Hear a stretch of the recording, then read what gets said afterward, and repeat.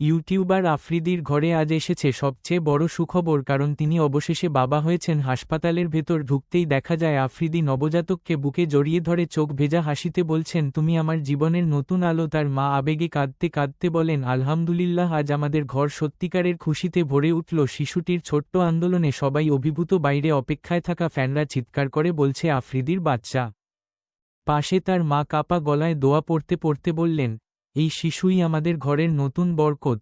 Nurse শিশুটিকে কাপড়ে মুড়িয়ে দেওয়ার সঙ্গে সঙ্গে পরিবারের সবাই আবেগে চোখ মুছছিল। আফ্রিদির ফোনে তখন নোটিফিকেশন বেজে চলেছে, ভক্তদের লাখো অভিনন্দন বার্তা।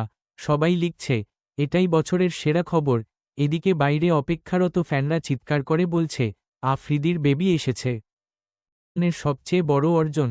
পাশে দাঁড়িয়ে আফ্রিদির মা আবেগে ভেঙে পড়ে বললেন, আলহামদুলিল্লাহ, আমাদের ঘরে নতুন আলো এসেছে। শিশুটির মুখ দেখেই ভক্তরা কমেন্টে শুভেচ্ছায় ভরিয়ে দিচ্ছে।